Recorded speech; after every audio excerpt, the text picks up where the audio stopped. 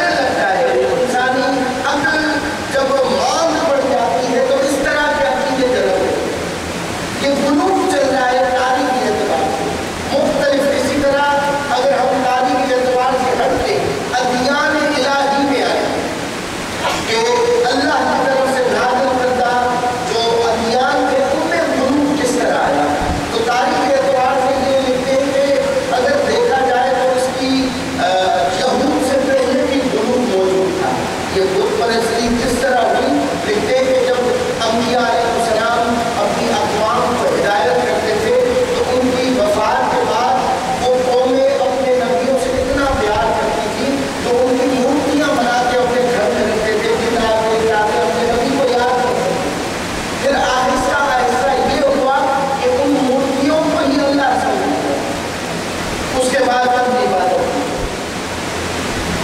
جب ادیان میں سب سے پہلے قرآن اور حدیث کے اعتبار سے دیکھتے ہیں کہ جس قوم نے غلو کیا وہ حضرت موسیٰ کی قوم یہود ہے. قوم یہود جس نے سب سے پہلے غلو کیا یعنی حد سے گزر گئے. قرآن نے کہا وقالت الیہود عزیر ابن اللہ. قرآن کہہ رہا ہے کہ یہود نے غلو کیا اور کہنے لگے حضرت عزیر اللہ کا بیٹا ہے. وقالت النصارى عیسی ابن مریم ابن اللہ. اور وہاں سے نصارہ مسیح کے رشتہ دار نے انہوں نے کہا حضرت عیسیٰ اللہ کا بیٹا. اب یہ پہلا غلو ہے ادیان الہی میں کہ جو یہود نے کیا تھا حضرت عزیر کے بارے میں. بہت سارے لوگ حضرت عزیر کو شاید جانتے ہیں اور شاید نہ جانتے ہیں. یہ وہ نبی ہے جو بنی اسرائیل میں سب سے معتبر حضرت موسیٰ کے بعد نبی قرار پایا. اور حتیٰ حضرت موسیٰ یا حضرت ہارون یا حضرت یوشع بن نون کو اللہ کا بیٹا نہیں کہا گیا. حضرت عزیر کو کہا گیا. اس کے اسباب کیا تھے؟ کس وجہ سے حضرت عزیر کے بارے میں یہود نے غلو کیا، بڑھاوا دیا کہ اسے اللہ کا بیٹا، انسان ہو کے اسے اللہ کا بیٹا قرار دیا گیا. اس کے اسباب کیا تھے؟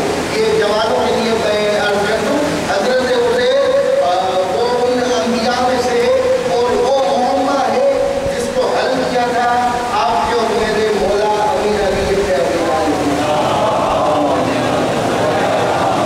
جب رسول کے بعد کچھ یہودی آئے، یہودی آپ جانتے ہیں علم میں آگے ہوتے تھے، پڑھائی میں آگے ہوتے تھے. وہ رسول کے بعد مولا علی کی خدمت میں آئے، اے علی ہم آپ کو رسول کا بلا فصل خلیفہ مانیں گے، منصوص من اللہ خلیفہ مانیں گے. تب جب ہمارے سوالوں کا جواب دو. انہوں نے سوال کیا اے علی ہمیں بتائے وہ کون سے دو نبی تھے جو پیدا ایک ہی ٹائم ہوئے، مرے بھی ایک ہی ٹائم، مگر ایک کی عمر 50 سال تھی، ایک کی عمر 150 سال. توجہ کیجیے گا. وہ دو کون سے دو نبی تھے جو پیدا بھی ایک ہی ٹائم میں ہوئے، مرے بھی ایک ہی ٹائم میں، مگر ایک کی عمر 50 سال، ایک کی عمر 150 سال. تو مولا نے فوراً ہی بیان کیا کہ وہ دو نبی حضرت عزیز اور حضرت عزیر تھے.